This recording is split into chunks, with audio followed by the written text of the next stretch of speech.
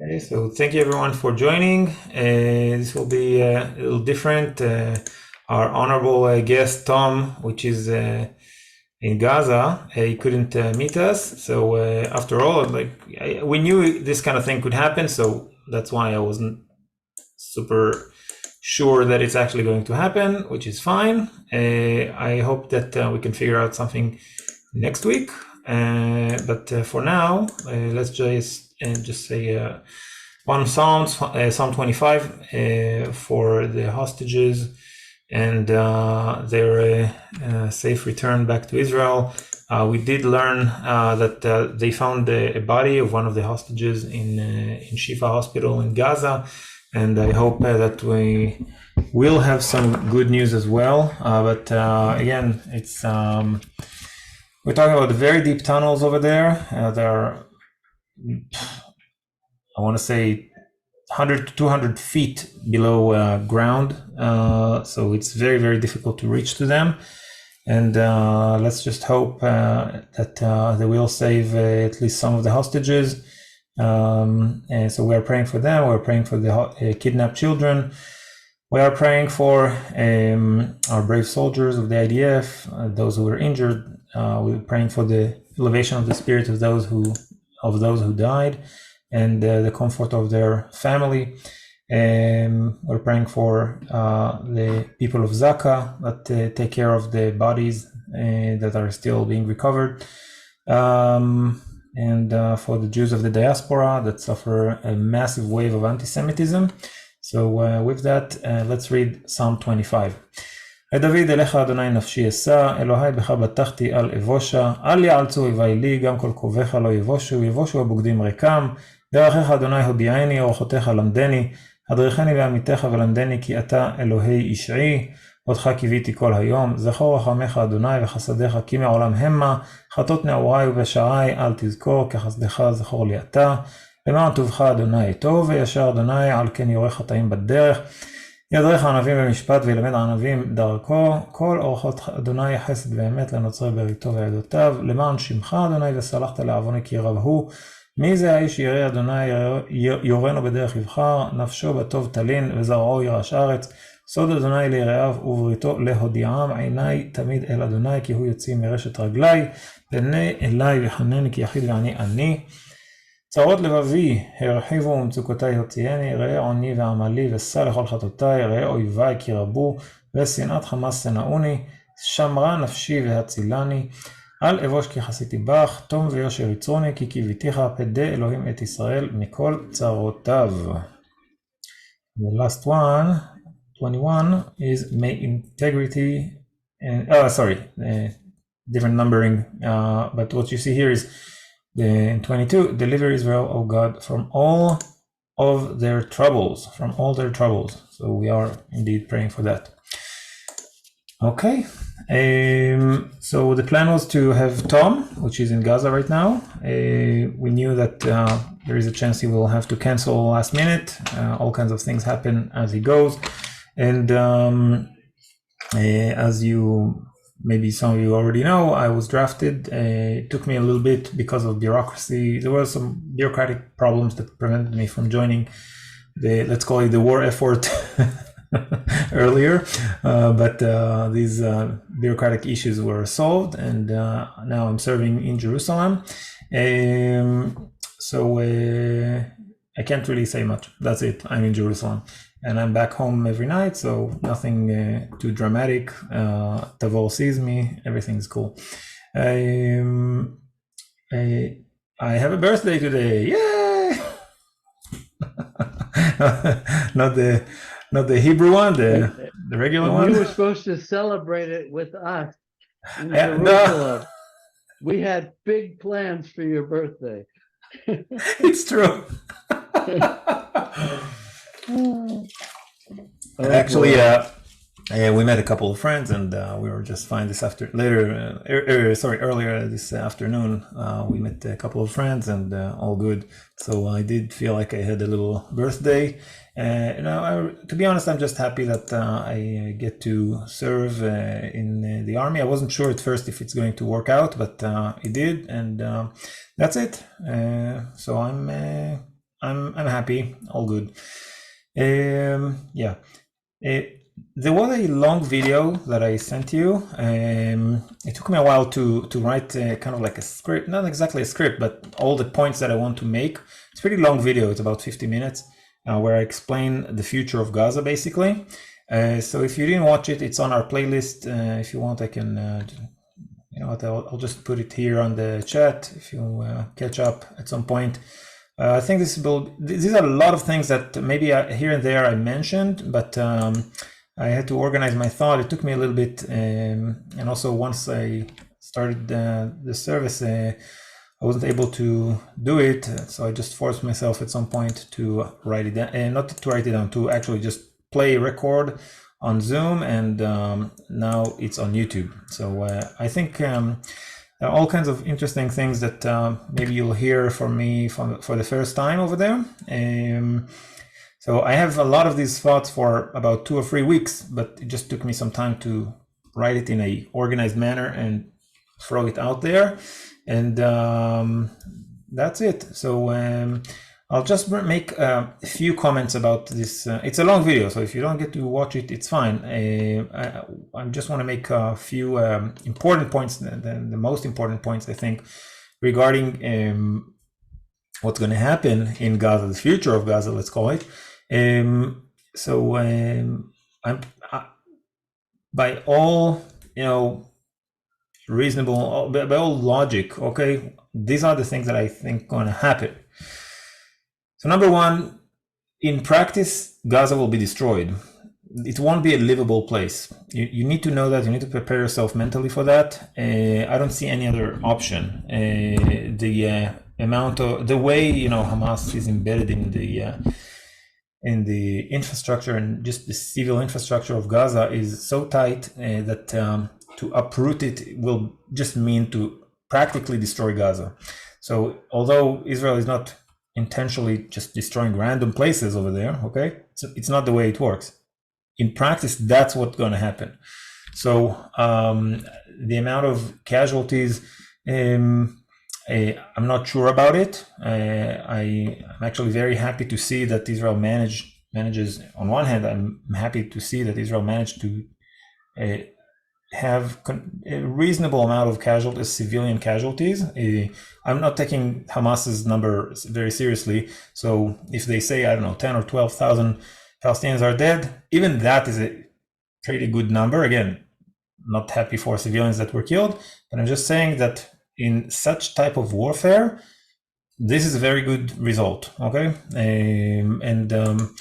I'm sure, I don't know, General Petraeus and others that will later, you know, give their own insights about the way the Israeli army operated. They will say, by all metrics, you know, this is the cleanest war you can have in such conditions. Okay, so I just know that's what's gonna happen. So I'm very happy about that. Let's say many Israelis are saying we shouldn't be careful at all. We just have to smash, not to endanger our soldiers, and that's it. So okay.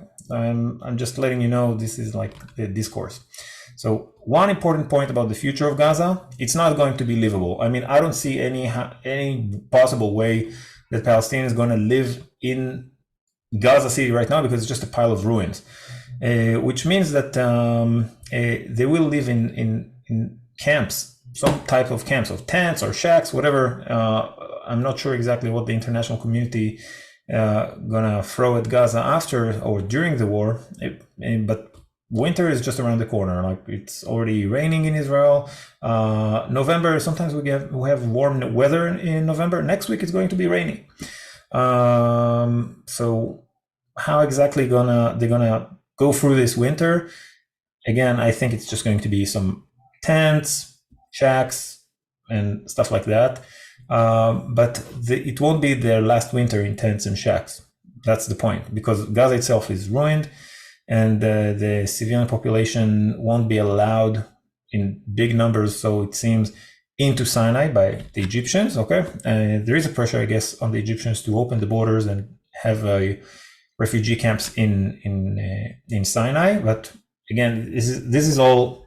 There was no report over that, so I just assume it's happens, but it doesn't look like the Egyptians are interested in having any single refugee in their land. So somewhere in southwest Gaza, it's called Mawasi. It's the area where they're going to be concentrated. All kinds of tents, all kinds of shacks. I assume that's pretty much where the civilians going to live.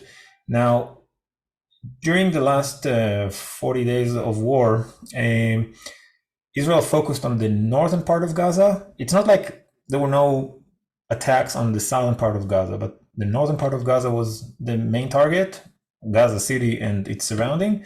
Now Israel is going to move to the southern part of Gaza. It already started to move to the southern part of Gaza. So there are more and more attacks on the southern part of Gaza, places like Rafah, Khan Yunis. This is like in the south. Where the civilians over there are going to go, again, Mawasi, let me just show you Google Earth. So in the coming month, or maybe 2 months even, we're just going to see Israel moving forward with attacks on the southern part of Gaza. The point is that there won't be too many roofs in Gaza by the end of this war. And that's really the first important point that I want to convey to you. Let me just share my screen. Sorry, it's a little tricky here.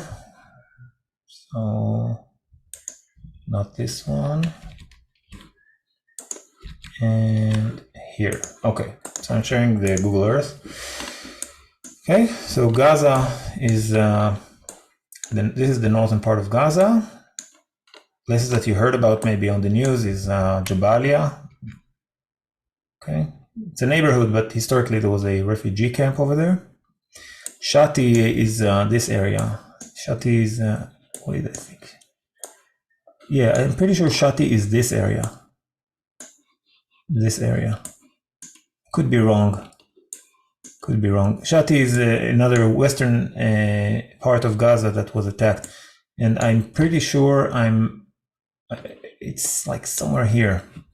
It's very close to the beach, this area, I assume. Could be not super accurate, but anyway, these are areas that were attacked recently, and maybe you heard of these names on the news. So now the southern part of Gaza is this. So all these areas are being attacked right now. Khir Bet Khzea, Absan, Khan Yunis. These are the areas that are under attack right now. Rafah, I didn't hear the reports on that, but anyway, that's where it goes. So Mawasi here, see the Mawasi, Al Mawasi. So this is Mawasi area. So it's a farming area, and I assume more and more of the civilians will be pushed to this area, and that's it. So if Gaza itself is like 2 million people, these 2 million people are going to be pushed to these farming areas that you see over here. That's probably what's going to happen until Israel finishes with Hamas, hopefully getting the hostages back alive. That's really what we're praying for. So this is one important insight. The other important thing that I want to talk about is the future of Gaza in terms of who's going to rule it. So in the video, I mentioned that it's probably going to be ruled. I give a longer analysis. I'll make it short now. Who are the candidates, let's say? Let's start with just who are the candidates to rule in Gaza. So option number 1 is the military regime of Israel. Option number 2 is the Palestinian Authority. Option number 3 is some kind of international body. This body could be of Arab countries or Muslim countries or Western countries, UN. It's very, very hard to tell, but let's call it just the international body scenario, okay? I tend to rule out the option that the Palestinian Authority will be back in the Gaza Strip. They very much want it, but since they can't even exercise their own rule in the West Bank, there are very small chances the Palestinian Authority and Fatah party will be able to control Gaza, which they haven't been to since 2007 practically. So that's why I rule out the Palestinian Authority, and I go into further details in the video. Another thing is Israel. Israel is not very much interested in ruling Gaza or having military regime and taking care of, paving roads and building schools and all the rest of that. Okay, in Gaza, it's not like the way it was in the 60s, 70s, 80s until the first Intifada, after the 6-Day War until the first Intifada and the Oslo Accord. So I tend to say that Israel won't have military regime over there. In the video, I also talk about the option or the discourse of annexation of Gaza or parts of Gaza. Okay, so this will be very different. We're talking about a different situation. If that happens, and there are small chances that it will happen, that Israel will annex parts of Gaza Strip, but if that happens, we're probably talking about areas that will be with no Palestinians in it. So this is something I'm going into further detail in the video. Then Israel will want, it doesn't matter which scenario, will have full access, military access to all parts of Gaza. There's no chance Israel will give up that. So whoever going to rule there, the Israeli army will constantly come and go, arrest people, destroy infrastructure of terrorists. That's like the way it's going on in the West Bank since the second Intifada, basically. So whoever controls that will have to take into the consideration that the Israeli army is coming and going.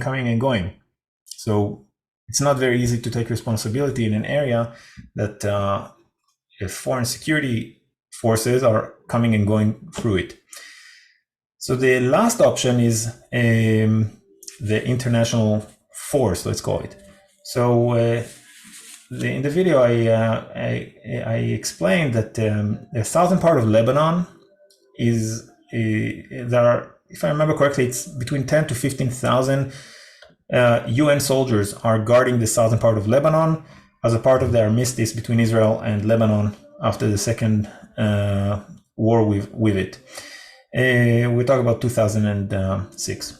So these 10 to 15,000 UN soldiers were completely useless in terms of supplying or delivering what they were supposed to deliver to Israel, which is to make sure that Hezbollah, the terror group, is not on our border, and they're not starting any shenanigans on the border. Meaning they don't dig tunnels, they don't have storerooms of missiles or weapons or rockets, whatever they have over there.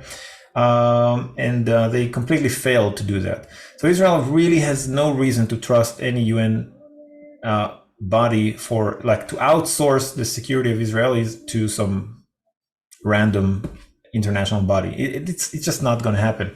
So even if there is an international force and administration that runs the Gaza Strip in terms of paving roads, taking care of schools, blah blah blah, all the taking care of the civilians, they will still have the Israeli army coming and going constantly.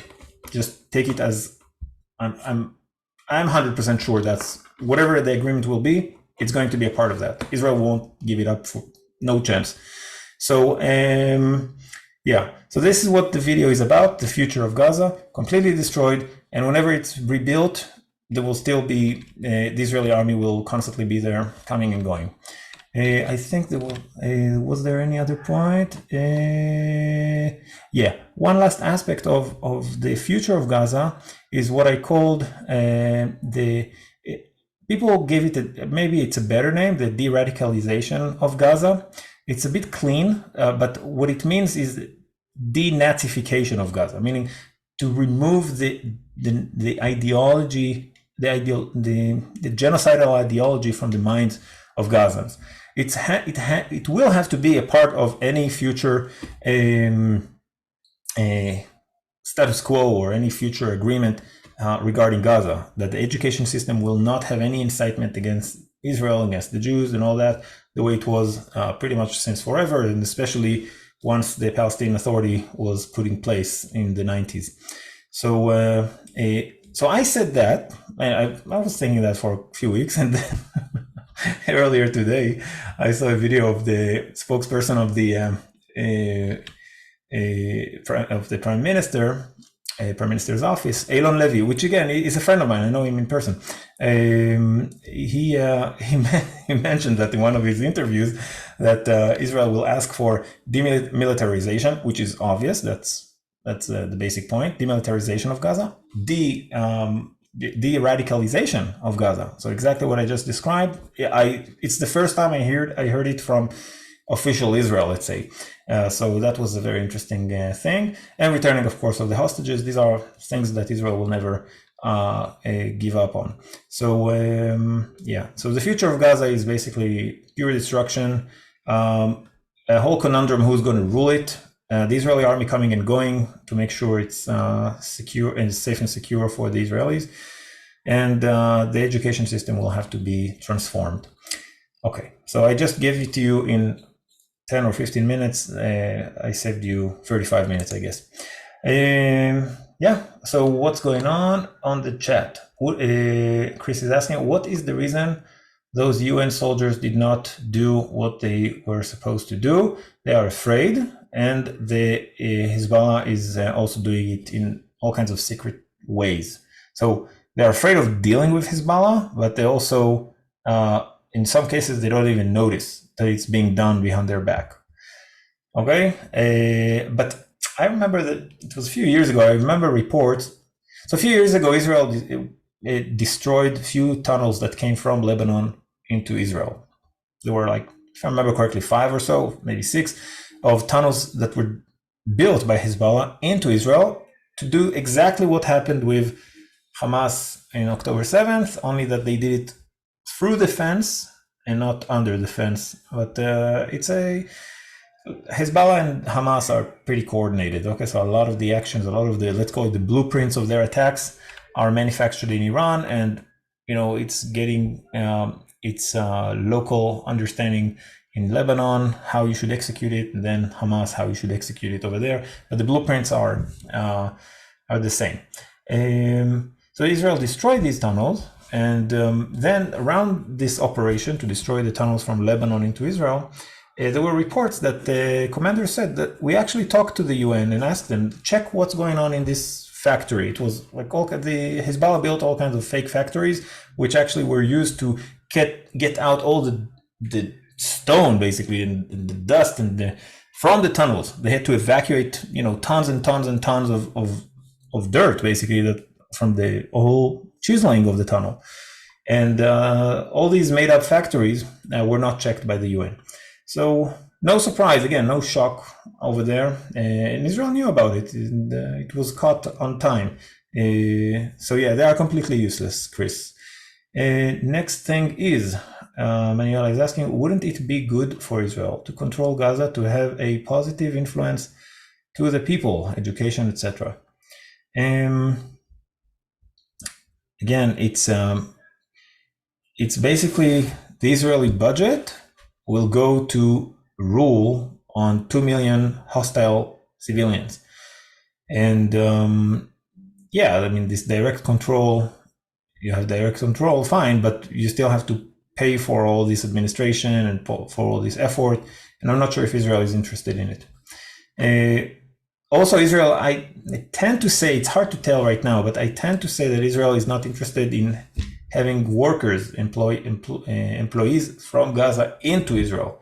Because the last time we had those, in the last, let's say, year and a half, they used it to gather more intelligence on the kibbutzim and all the farmers' communities over there and the towns over there.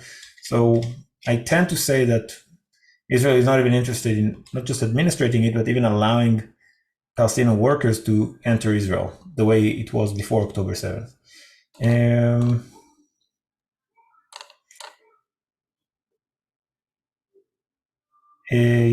Okay. So these are the questions. If you have anything else you want to ask, you can always open. Yeah, go ahead, Paul. Yeah. So first thing is, of course, the deprogramming or the denazification would have to also go forward in the West Bank, right? Correct. So, you're talking both areas, and you heard the two. It was in Jerusalem Post, also Okay. in the Wall Street Journal, I think, but I'm Mhm. not sure. And I think it was the ambassador or some high official in Israel government Okay. talking about um, giving all the Palestinians the option to move somewhere in the world, and to get Europe, to get the Arab nations, um, and even the United States to sign off on that. That they would have an option. Of course, it would have to be after the deprogramming.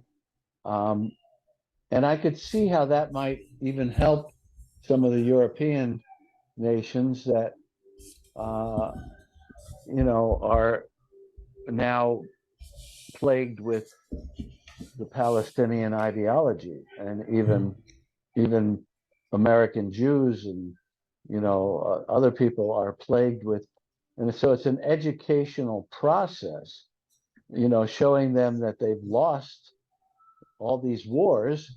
Israel has given land back. It didn't work, and that's over. Now the land is Israel's, and there's no more segregation, no more Palestinian land. It's all Israeli, and if Arabs want to live there, they can live there, but they have to live peacefully. Um, and I would think that that would be a viable option. But my biggest question is how the heck did they get all those bombs? And how does the West Bank get all their armaments in? Doesn't Israel check the trucks, or do they get flown in somehow? How do they get them? Yeah. Okay. So quite a few questions. Let me just go to the first one. I'm not sure who the official Israeli that you're referring to, and I didn't see any interest in any country in the world to absorb Gazans beside of Hamza Yusuf in Scotland, maybe. But it's not like there is a portal in Scotland where they can write their names and submit an application. I don't think it's not happening. No one is interested in getting the Gazans into their borders. Again, beside of that remark from Hamza Yusuf, I didn't hear any leader speaking about it in a serious manner.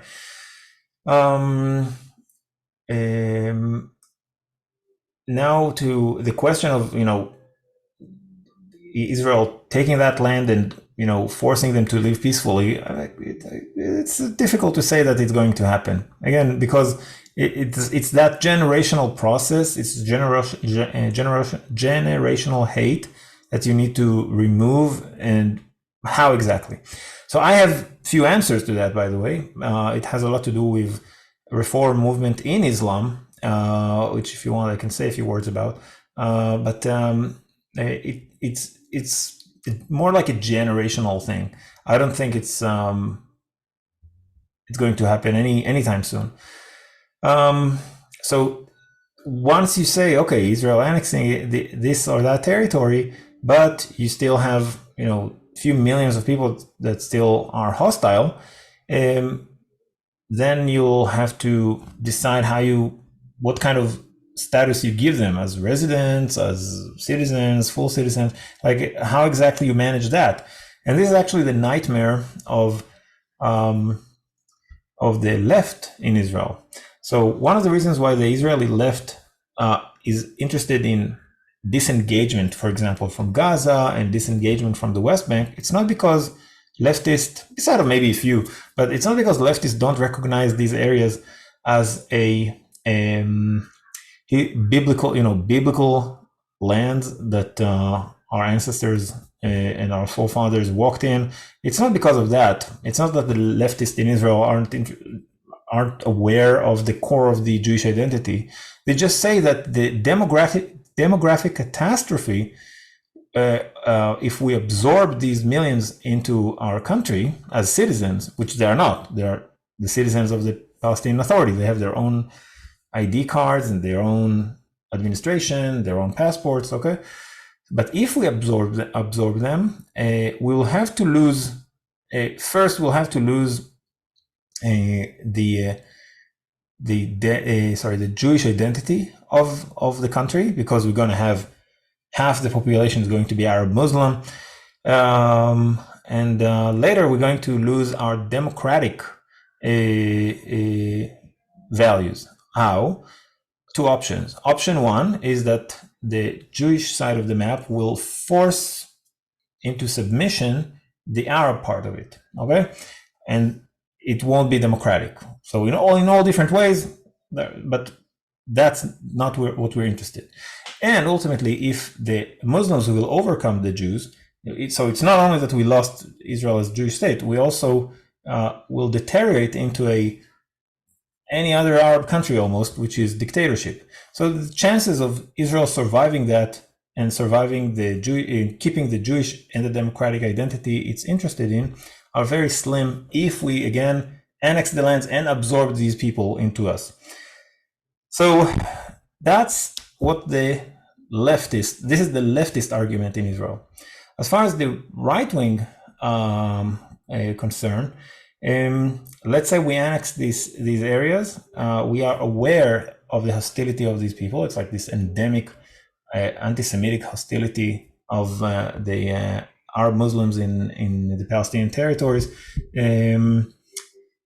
So what are we going to do about it? We're going to use force. We'll just have to use force. We'll have to secure ourselves. So let's say we annex the areas. Now we have to deal with hostile population, and the outcome of it will be that many of them will be deported, will be exiled essentially. Others, not as many, but will be killed because there will be terror attacks against Israel. But this way or the other, we'll have to drive them out of the country.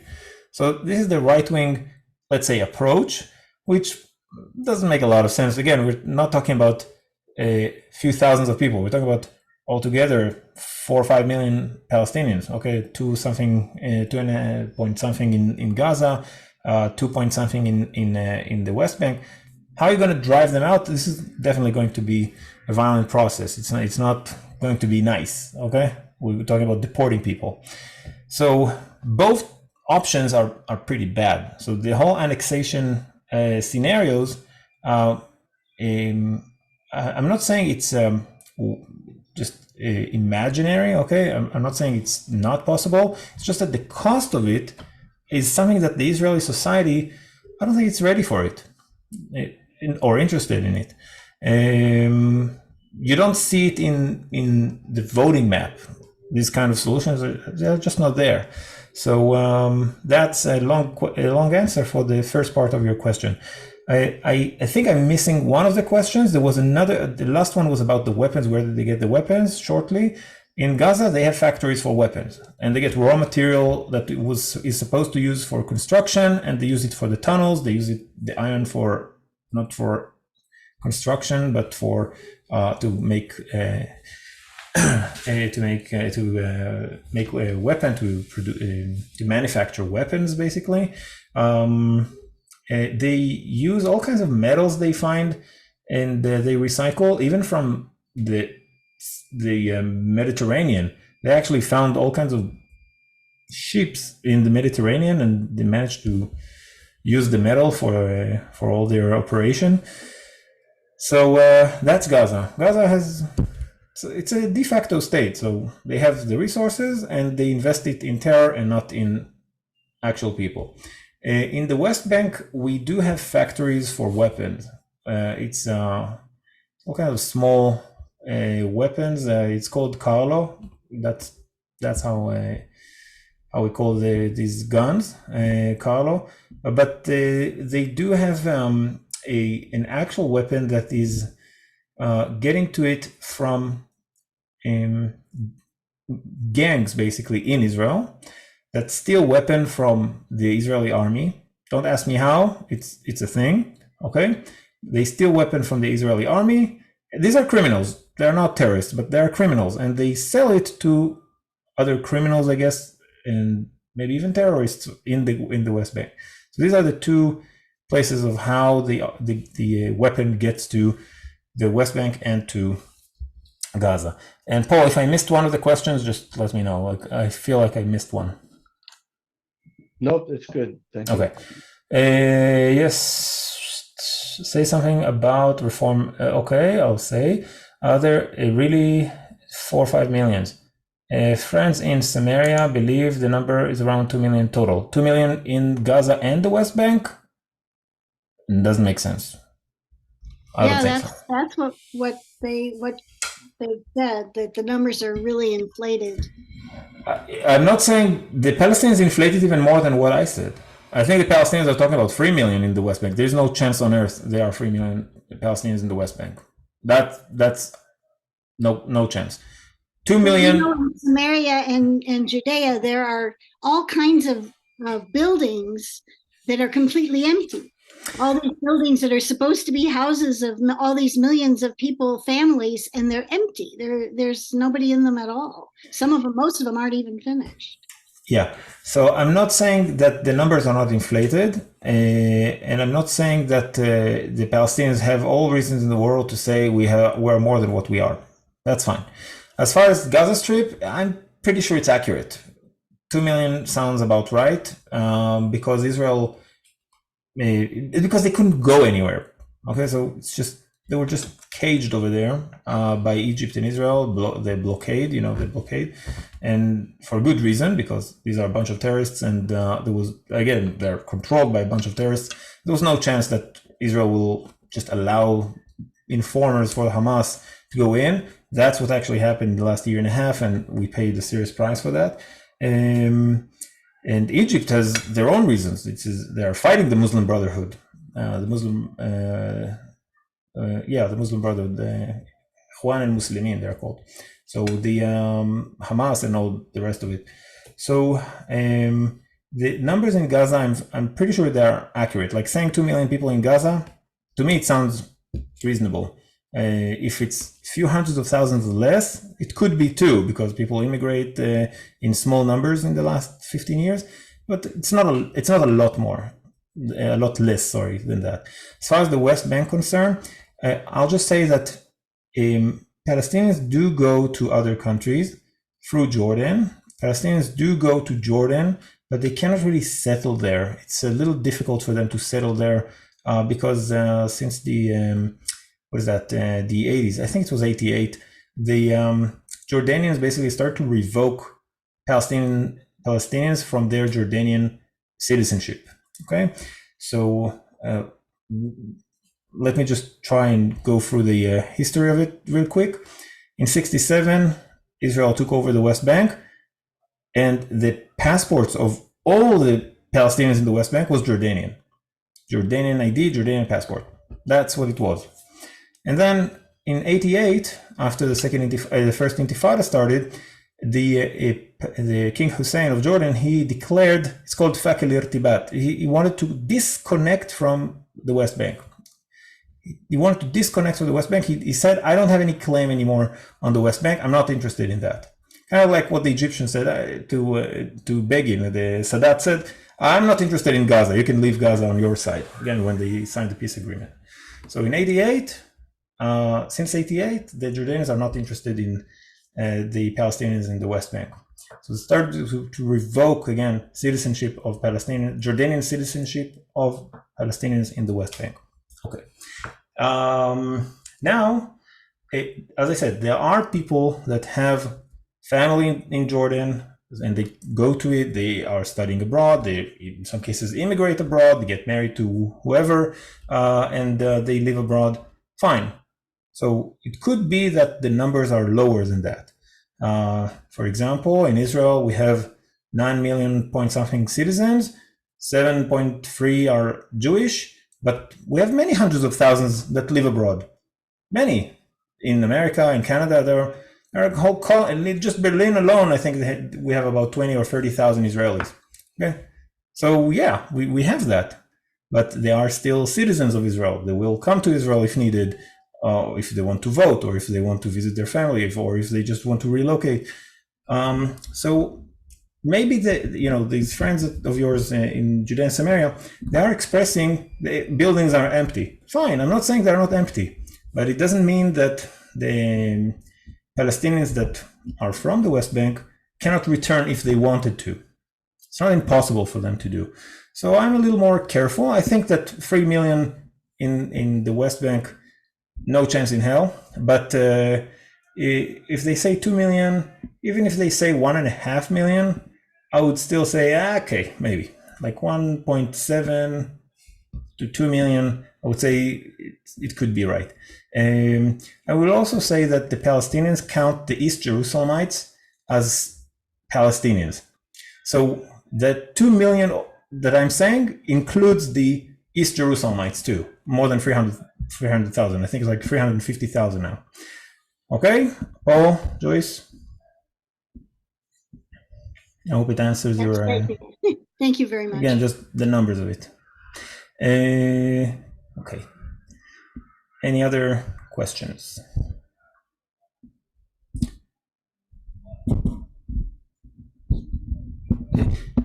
The reform. Chris is reminding me. Give me a sec, okay? Didn't prepare much for today because it takes me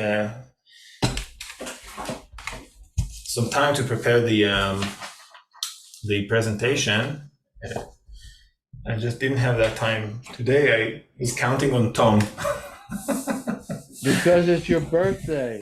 No, birthday is not an excuse for not making a presentation. It's just that I was counting on Tom to come and say.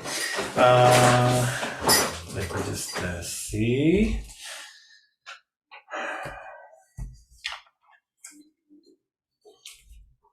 Give me 1 second.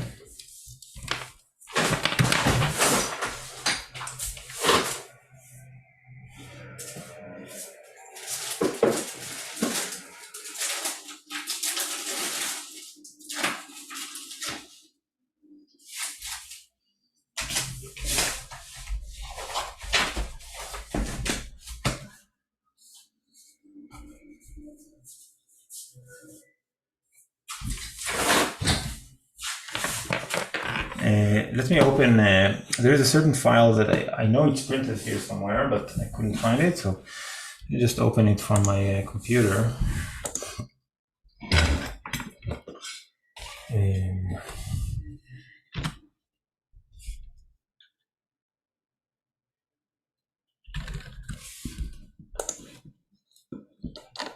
When are you starting your service?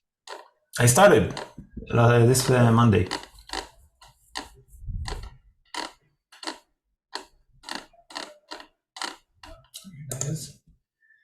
Okay, so let's make these few points.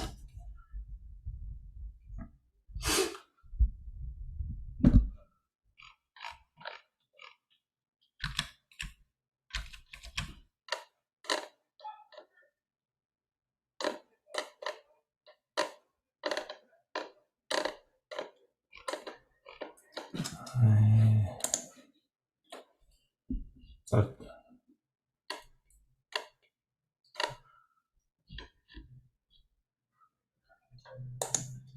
I'm not very lucky. I just don't see this one.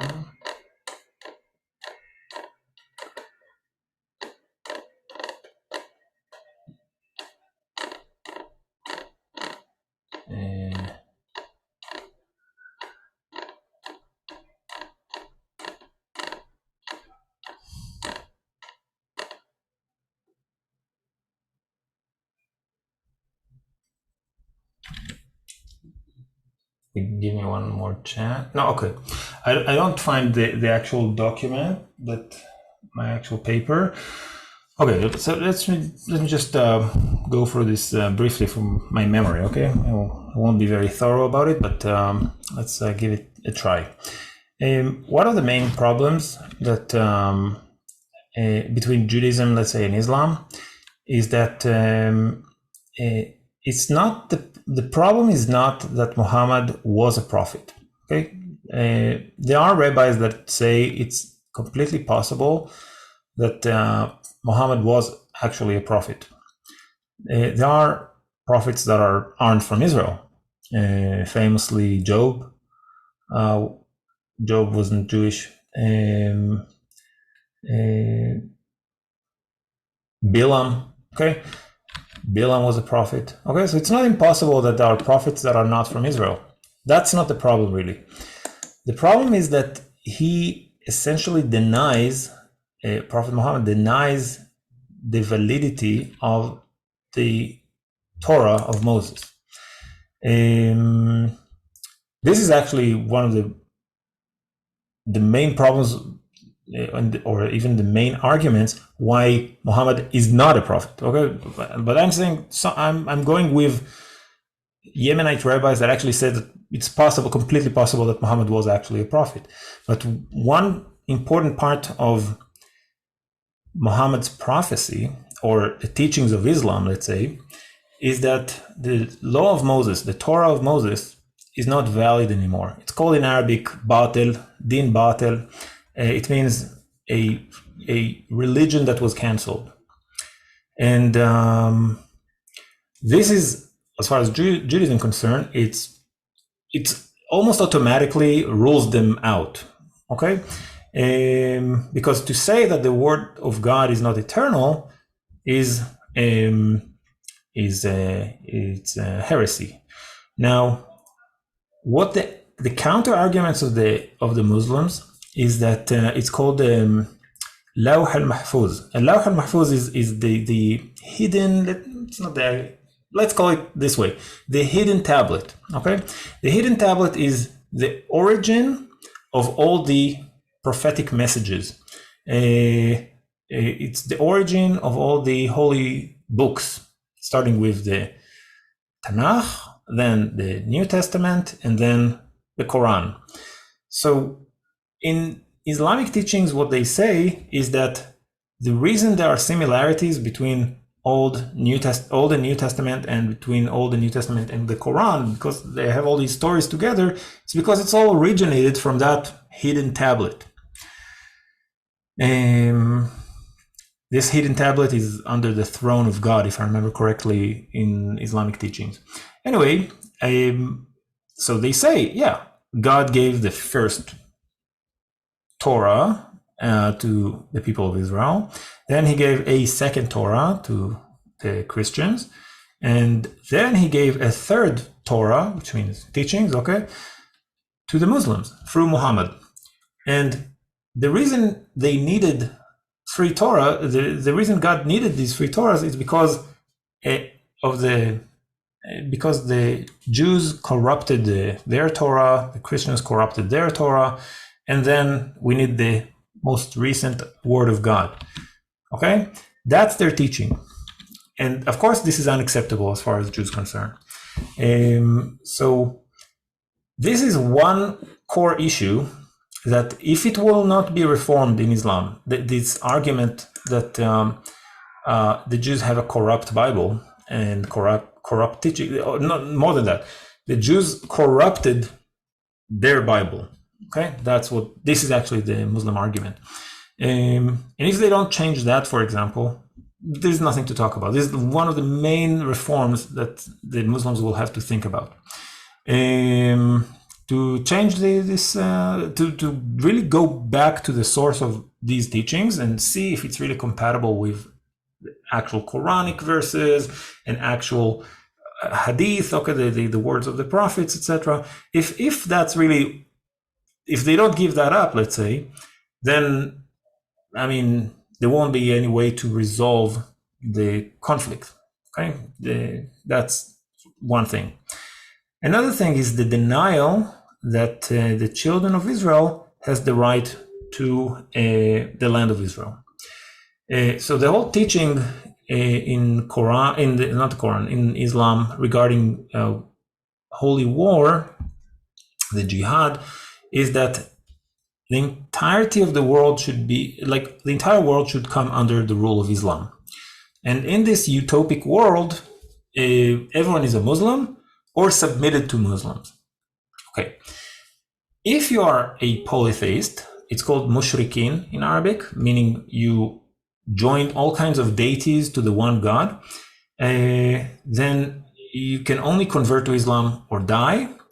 And if you are a Jewish person or a Christian person, you can be dhimmi. I mentioned it in the past. Okay, you can be like this second-class citizens under Muslim rule. The Jews and the Jews and the Christians, they are called the people of the book because they did get revelation, so they're not completely corrupt like the polytheists. Okay, but they still cannot be. They still ignore the fact that God has a new version of His word, and therefore they should be humiliated. Okay, that's the main teaching. Now, in that sense, Islam is an imperialist religion. Okay, it means that it just have to conquer and bring more and more people under the rule of Islam, if not to completely convert them. But when you go through the Quran, and I made a short video about it, I can put it here in the chat if you want. In the Quran, it's not that clear that the children of Israel don't have the right to the land of Israel. So the video that here it is. Let me just put it here on the chat.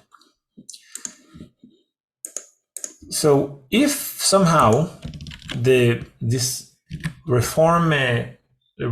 reformation movement in Islam will say, yes, the Torah of the Jews is right, the law of Moses is not was not annulled, I guess, by God, and they have the right to the land of Israel. If they say such things, then we can start a more fruitful, let's say, conversation. Okay, I think these are the. Let me just think. There were other points, but yeah, there are more, but these are points that are quite important for me. In the Quran, I think there are 25 maybe prophets that are mentioned. Many of them you'll know by their names from the Bible, and some are prophets that we learn about them just from the Quran. We just don't know who they are. Okay, but a lot of them, including famously Jesus, John the Baptist, clearly Moses, Joseph, Abraham, Isaac, Jacob, Ishmael. These are names that you are familiar with. They also mentioned Zechariah and Daniel. I can't remember exactly where, but I do remember that they are mentioned in the Quran. So there are, and more than that, they also say that they believe in all the prophets that preceded Muhammad. So if you ask him, for example, if you ask a Muslim if he believes in Prophet Isaiah or Prophet Haggai or Prophet Samuel, okay, I'm 99.9% sure that he maybe won't know their names, okay, but he will say, of course, I believe in all the prophets of God that came before Muhammad, okay? So it's not like necessarily they are familiar with these prophets, but they will say that, yes, these are the prophets of God. We believe in all the prophets that came before them, and they do have, if I remember correctly, it's like 1,200 prophets. They believe in all the prophets that came before Muhammad, and if I remember correctly, 1,200, that's the number. I could be wrong about that, but we're definitely talking in the hundreds. Okay, so it's not just the 24 or 5 that are mentioned in the Quran. We're talking about, I don't know, hundreds, if not more than 1,000 prophets that they believe in. So obviously, the average Muslim is not even familiar with Prophet Isaiah. They never heard of him. And they definitely didn't read the book of Isaiah. The vast majority of them. And that's my question. Okay, so if your teaching is telling you that you should believe in all the prophets that came before Muhammad, did you bother to learn their prophecies? Because the prophets of Israel are talking explicitly about the gathering of the Jews, the return of the Jewish people, the return of the Messiah. Muslims believe in the Messiah. The fact that the Messiah will rebuke many nations and basically lead the world to a better time. They believe in that, but there are all kinds of specific things that he's doing and saying. If you believe in all these prophets, how come, like, why don't you learn about them? I mean, okay, yeah, definitely the Quran is the last version of the Word of God. You focus on that, no problem. But if you believe in all these prophets, I assume that you'll bother to even slightly learn about them. And to be honest, I'm not sure exactly where an average Muslim can learn about these prophets. I didn't check, but through my years in the, my first degrees in Islam and the history of the Middle East, and I studied a lot about Islam over the years. I can't even remember them reminding these prophets. We believe in all the prophets. Okay, but is there any depth to it? I've never encountered that. So this is another question for the Muslims, another thing that they should consider to really learn what these prophets had to say. And this could change a lot, I believe. Okay, so these are just free. Let me see if I can remember a few others. There are a few other points, but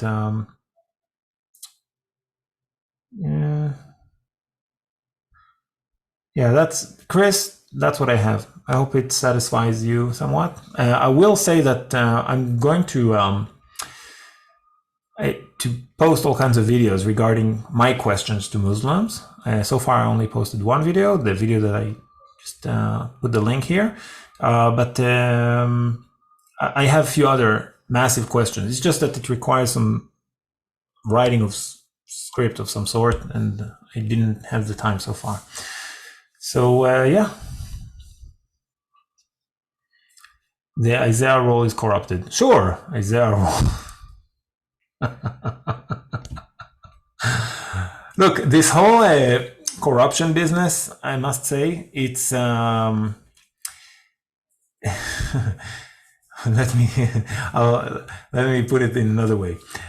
There is a whole thing called the Hadith. Okay, the Hadith is a very large corpus of Muslim teachings, and when the Hadith was gathered, I think it was like a century, maybe 150 years after the days of Prophet Muhammad. So deep into the 8th century, if not even the early 9th century. Okay, and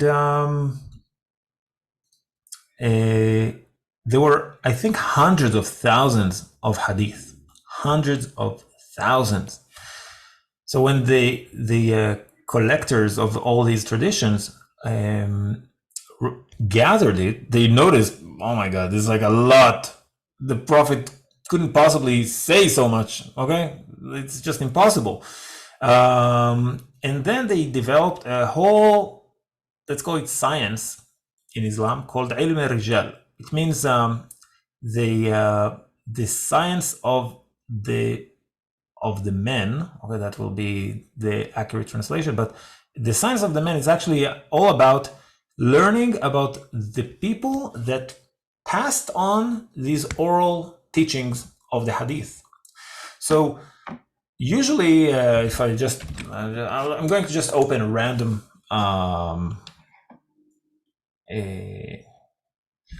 a random hadith, okay, whatever, okay, I'm just trying to find one, and let me just check it. Hadith.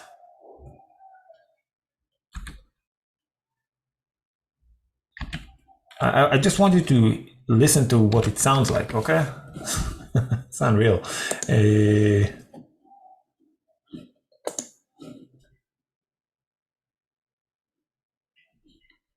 Yes. Okay.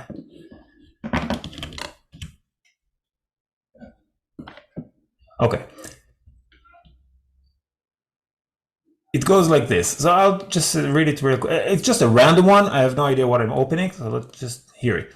حدثنا أبو اليمن قال أخبرنا شعيب عن الزهري قال أخبرني أنس بن مالك رضي الله تعالى عنه عن رسول الله. Then قال. Okay, it means that a man called Abu Yaman said, I learned this tradition from a man called Zuhri, that he said, I learned this tradition from a man called Anas bin Malik, that Prophet Muhammad said, okay? And usually it's like 3, 4, I don't know, 4 or 5 names, and then you get to what the Prophet said, or what someone in the important immediate surrounding of the Prophet said. And the people that gathered the hadith, they noticed that some chains of transmitting the oral tradition are more reliable and some aren't. And what happened is that, and this is what I'm saying is the academy. Of course, the average Muslim will completely reject what I'm saying now. Okay, so it's fine. It's no disrespect to the hadith. I'm just trying to show you what the academic criticism on the hadith. They're basically saying the people that wanted to get their opinion or their view on whatever matter, they knew how to fake the right chain of transmitters of that verse. Okay, so it became a game, again, in the academic perspective, became a game that if you know what is the important chains of transmission, then you can just get into Islam whatever your opinion on whatever matter is. Women, all kinds of real estate, inheritance, laws, all kinds of, whatever your opinion is, you just have to know who are the right men that you want to put in this. It's called Isnad. Isnad is the chain of transmission. So when the Muslims are saying or criticizing the Jews for corrupting their Bible, which is just ridiculous, okay? Even the collector of the hadith noticed that out of the hundreds of thousands of traditions, they chose, I think, like 6,000 or 7,000 and said, this is the hadith. This is like the real ones, okay? This is what actually Prophet Muhammad said. And they tossed, like, I don't know, hundreds of thousands, really, it's in the hundreds of thousands of other traditions that they thought it's fake. So if their people say that hundreds of thousands of the teachings of Prophet Muhammad are fake because they don't have the right people that transmitted it, it's just, it's like, I don't know how to translate it, but in Hebrew we have a saying, "Aposel bemumo posel," meaning the one that cancel you for something is canceling you for the exact reasons that he would cancel himself. He would criticize himself for that. He knows that this weakness in himself, and he's just projecting it on you, basically. So this is again my take on it. No, the Bible is not corrupted, and this accusation is ridiculous. Is this differentiation of hadith one reason for different denominations in Islam? Not sure. I'm not sure. In Sunni Islam, there are 4 schools of thought, let's say. Like names like Hanbali, Hanafi, Shafi'i, and there's another 4th one, Maliki. These are the 4 schools of thought in Sunni Islam. In the Shiite world is more diverse, actually. And the Shiite have a source of, let's call it authority, that Sunnis don't have, which is the Imams, for example. They have teachings that the Sunnis don't have. So I'll just say that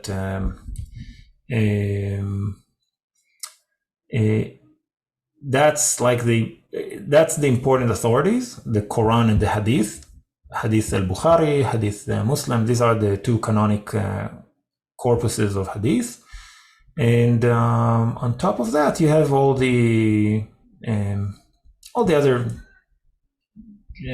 there are people that I can actually conclude from it, and it's more like a man-made conclusions. It's not actual canonic text.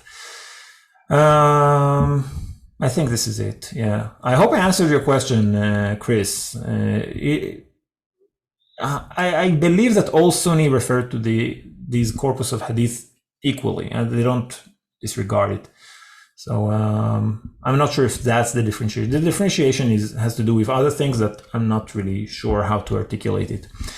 Okay. Yeah, this is it. So I didn't prepare much, but turns out it was an interesting meeting. If you have any other thoughts, questions, anything else you want to add, if you want to give me a birthday cake online. Manuel, do you have any strudel around there? I think, didn't we eat strudel together when you were here? I'm not sure. We didn't. Okay, fine. Okay. Paul was asking something? No, that's it. Stay safe. Okay, all the best. Thank you guys for tuning in. And next week, I'll just let you know. I'll try to give these sessions as much as I can, maybe 3 times a week, maybe less. It's just becoming harder and harder as things are changing. So I hope it was interesting enough, and stay safe. I will be interested in, I want to introduce you to all kinds of friends of mine and what they do during these hard times. I think it will be refreshing and interesting too. So yeah, that's it. Thank you. All the best, guys. Looking forward to seeing your face. Thank you. All the best, guys. Thank you. See you soon. Bye-bye. Bye-bye.